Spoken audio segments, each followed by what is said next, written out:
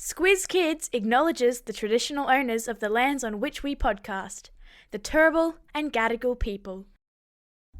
Squiz Kids! It's your daily news fix. Fun, free, fresh. Hello and welcome to Squiz Kids Today, your fresh take on what's happening in the world around you. I'm Bryce Corbett. It's Wednesday, June 21. In Squiz Kids Today, record-breaking cold snap, Titanic search underway, zombie lightning strike mix-up, and the best job in the world. That's what's making news, kids style. The lowdown. Has it been a little harder to drag yourself out of bed the past few mornings? Have the tiles in the bathroom seemed extra icy under your bare feet? And have you been tempted to wear your Ugg boots to school? Then that's because large parts of Australia are in the midst of a polar blast, with morning temperatures, especially in the southeast of the country, dropping to record lows for the month of June.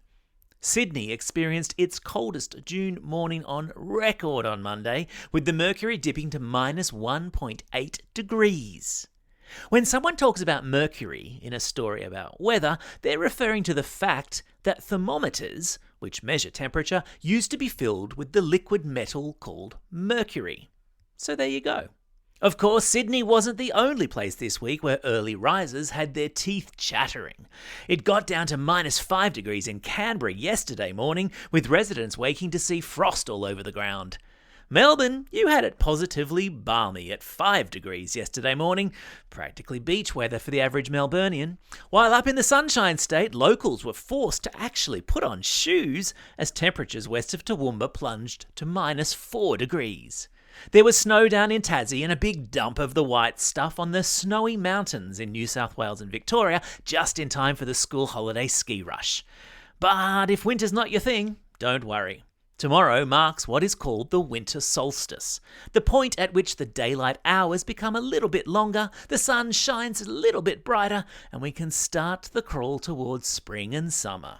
Can I get a hallelujah?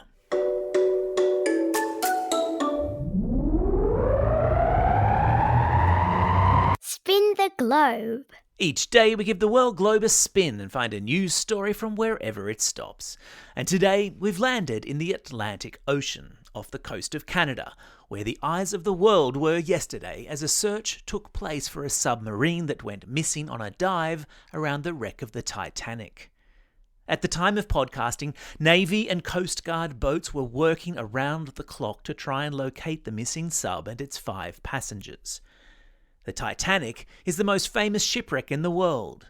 The remains of what was once the mightiest passenger ship ever built sits on the bottom now of the Atlantic Ocean at a depth of around 4,000 metres.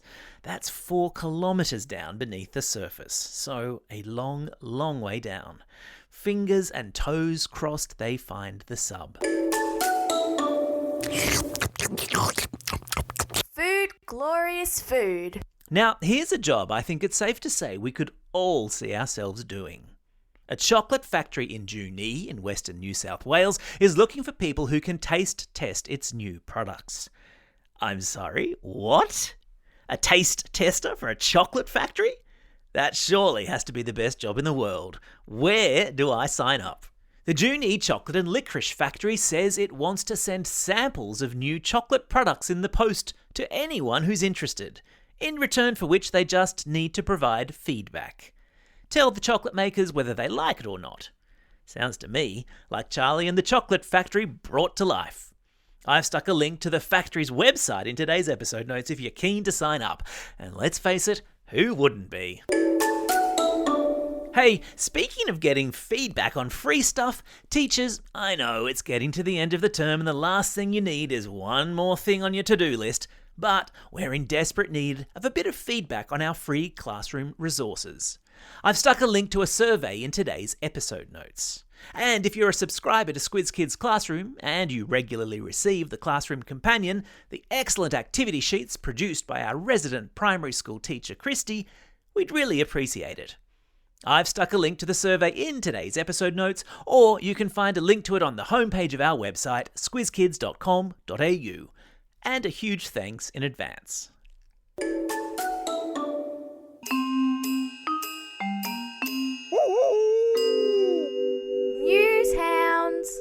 Every Wednesday, Squizzy the Newshound sticks his snout into Squiz Kids HQ to report back on fishy things he's sniffed out on the internet.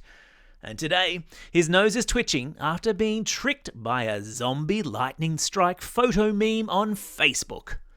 Now, that's a lot to process, isn't it? A zombie lightning strike photo meme. So, let's break it down. Squizzy was scrolling through his Facebook feed the other day and came across a post which said, "If you are lucky enough to survive a lightning strike, this is what your body will look like."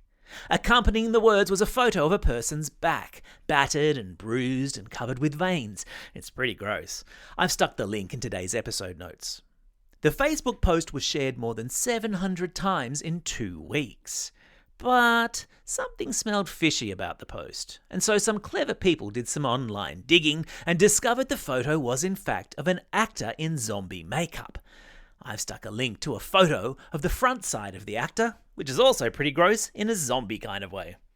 It's yet another reminder to always do as Squizzy says, and that is to stop, think, and check before believing everything we see, read, or hear on the internet.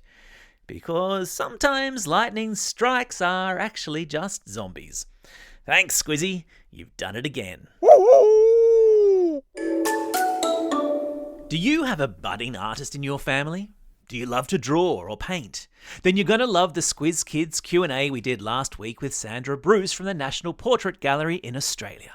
In it, she chats about how any of us can make art, what makes a compelling portrait, and reveals details of a cool portrait painting competition for Aussie kids. And if you're heading off on a road trip to our nation's capital these school holidays, have a listen. The pod is packed with other great ideas for kids' entertainment, Canberra style. The Q&A should play immediately after this ep if you're listening on a podcasting app. Otherwise, search for it in the app or via the Q&A page on our website. Enjoy. Time for the quiz. This is the part of the podcast where you get to test how well you've been listening. Question number 1. What's the name of the mountain range in New South Wales and Victoria where the Aussie ski fields are? Yeah, that's right, they're called the Snowy Mountains. Question number 2. Squizzy the Newshound sniffed out a photo on Facebook. The caption said it was a lightning strike survivor, when in fact it was someone made up to look like what? Yeah, well done if you said a zombie.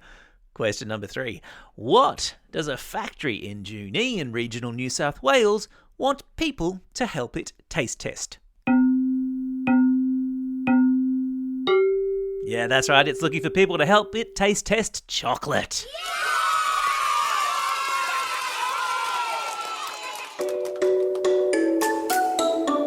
Shout outs. It's June 21.